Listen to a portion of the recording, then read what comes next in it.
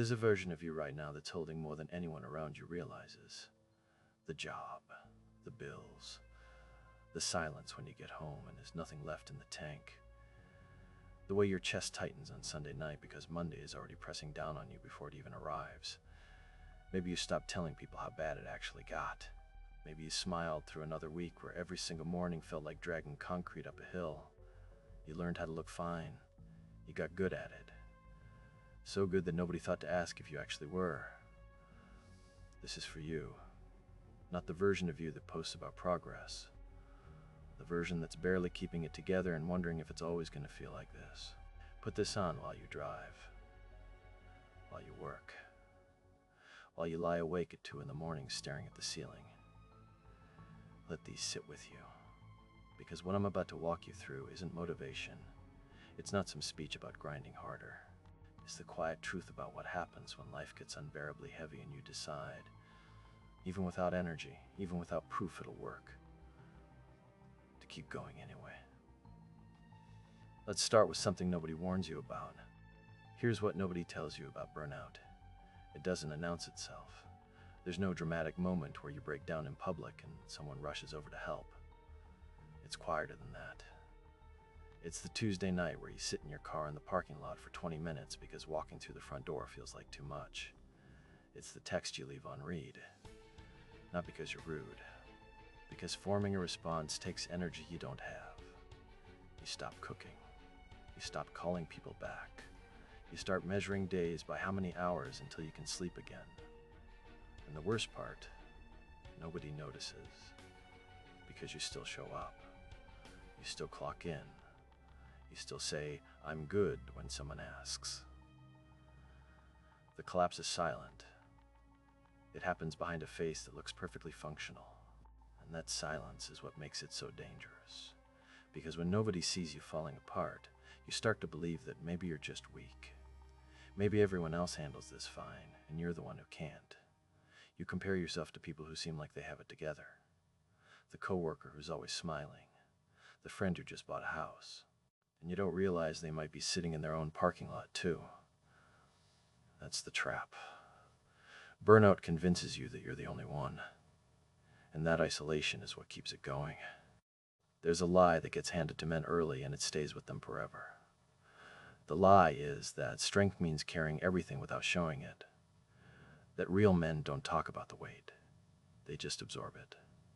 And so that's what you did. You absorbed it. Year after year. The financial pressure. The relationship that drained you. The career that looked successful from the outside but felt hollow from the inside. You carried all of it and called it discipline. But here's what you didn't realize. That wasn't strength. That was survival mode. And survival mode has an expiration date. Your body knows it before your mind does. The headaches that won't go away. The jaw you clench in your sleep. The short temper that surprises even you. Those aren't character flaws. Those are warning lights on a dashboard you've been ignoring for years. The strongest thing you'll ever do isn't carrying more. It's finally admitting that what you've been carrying was never yours to hold alone. Not because you're incapable, but because no human being was designed to absorb that much pressure and call it normal. The men who actually make it through this, the ones who come out the other side, they're not the ones who gritted harder. They're the ones who finally stopped pretending the weight wasn't there.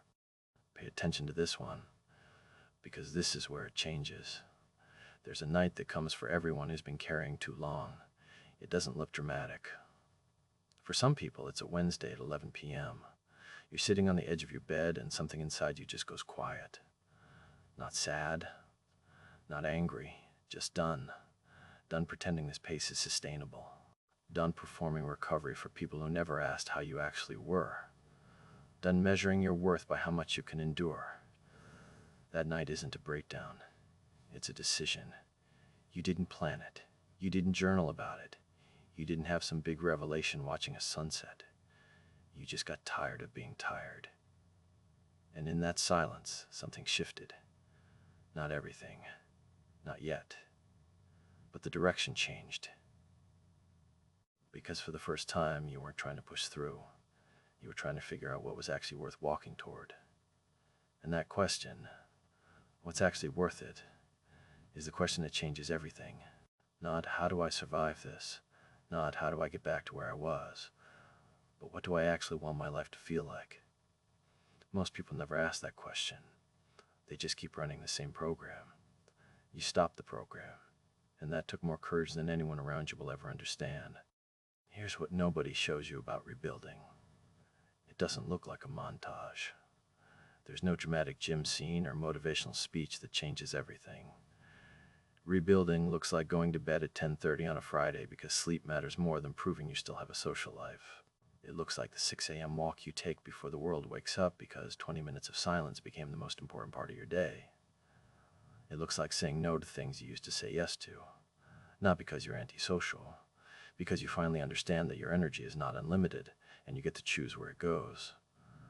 Nobody claps for this version. Nobody posts about the guy who started drinking water instead of his fourth coffee. Nobody makes a documentary about the man who just started going to bed on time. But 6 weeks in, the fog starts lifting. 2 months in, you remember what it feels like to want something again. Not because someone told you to want it, because something inside you woke back up. And that's the part that sneaks up on you. You don't notice it happening. There's no single morning where you wake up and think, I'm better now. It's more like you're pouring a glass of water one evening and you realize you haven't thought about quitting in over a week. It's that quiet. Recovery doesn't announce itself either. It just shows up one day already in progress. I need to be honest with you about something. The weight doesn't disappear. I know that's not what you want to hear. But the bills don't magically shrink. The loneliness doesn't vanish overnight. The things that broke you don't unbreak just because you decided to start over. What changes is you. 6 months from now, the same alarm goes off at 5:47 a.m. But instead of dread, there's something else.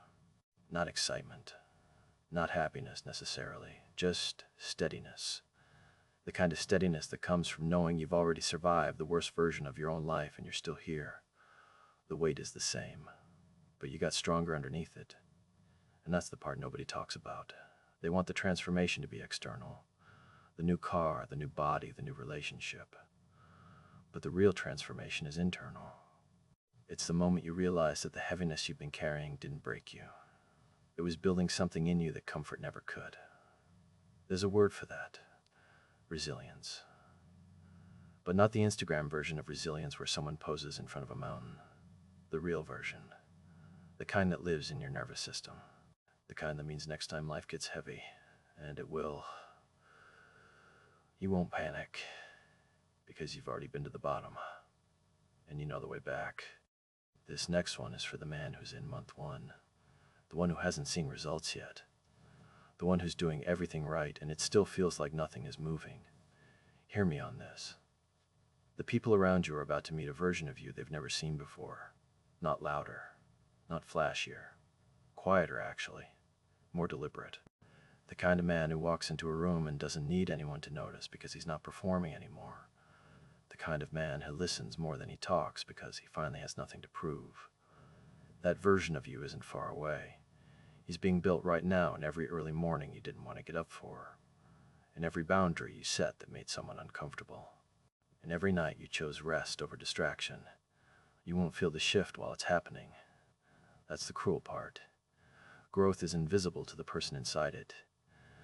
But one day, and it comes faster than you think, someone will look at you and say something you haven't heard in years. They'll say you seem different, and you'll know exactly when it started.